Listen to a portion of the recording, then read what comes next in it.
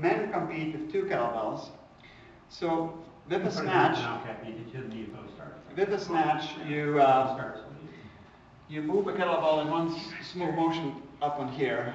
So that's one rep. So, and you do as many repetitions as you can with one hand. And when you can't do it anymore, you switch hands.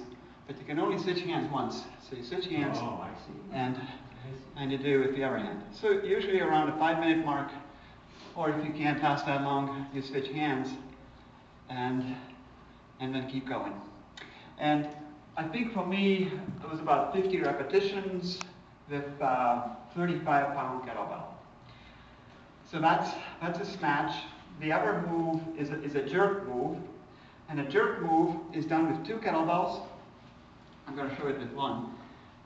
Where you bring them up here, and then from here you jerk it up. Jerk, kind of an Olympic lifting jerk, where you push it up with your hips, and as the kettlebell is moving up, you go down for a second half squat, and you straighten yourself up like this.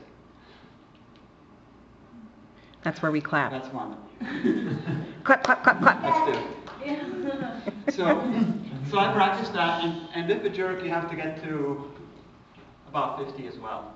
So you can film yourself and then submit the video to the organization that does the rankings, and then they'll give you a rank.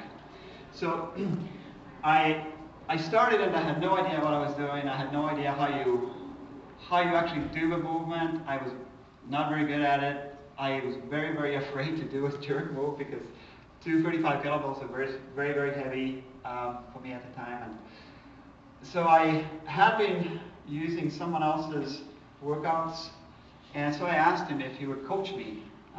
And he said he would, and he lives in Denmark, and so he would send me training plans every week. And so I would follow these training plans and try to do a number of reps. And within maybe 2-3 months, I was starting to get there with that. So I qualified with the biathlon. And then I thought, well, what about my next goal? What could I do next?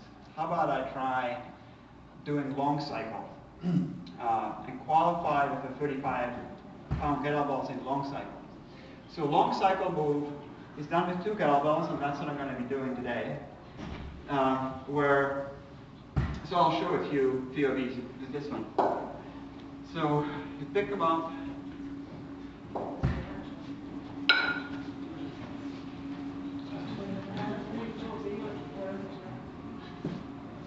Clap, clap, clap, clap, clap, clap. I think you can't Woo! Right. Yes. And then you say, holy crap. Okay. So that's a long cycle. So you kind of go between the legs, clean. You do this. Wow. And so I did those with the 35-pound ones. And again, you have to get to around 50 or so. And so I was able to do that and continue training. And then I went to a competition in Chicago where I used 20 or 45-pound weights like these. And in the competition, it was my first time when I used the sensor. So everybody who came to compete used the sensor. So what the sensor does is measures when the kettlebell stops moving in the overhead position. And that screen there, so you're competing, you're looking at the screen. Bring it up here, it's red. You go up, wait, green, comes up, you can come back down. Oh, it's connected with the sensor. Yes. Yep. Oh. So waiting for green, go back down. So it was my first time using a sensor there, and it was very, very hard to get used to the sensor. So when you're practicing, you are lifting at a certain speed, and you kind of get used to the rhythm. But when working with a sensor, you try to get it up there, and then you're waiting for that green light, and it's not happening, and you're waiting there too long, and you get tired. So it's very difficult to get used to it. And being a beginner, maybe not doing it all right either. So, but that was kind of fun. Met other lifters and learned from them. And so now I have to lift 2 kettlebells in a long cycle way, and I've now several times reached 60 repetitions in 10 minutes with 245 kettlebells. And that's what we're going to try to do today. I'm not sure how it's going to go. I forgot to bring chalk. Usually I have chalk on my hands, so that when your hands get sweaty, you don't slip on these and lose a grip. As you can imagine, there's a lot of grip when you're kind of moving them. So if that happens, I'm just going to set them down and. I think cross-country ski wax might work. Maybe, yeah, maybe.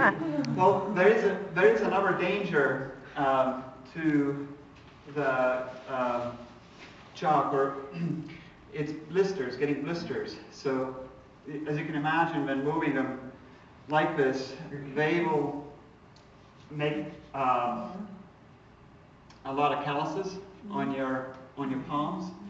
And so every now and then I shave them off. I use a little shaver and so I shave them off so that they don't get pinched between your handle and the rest of your fingers.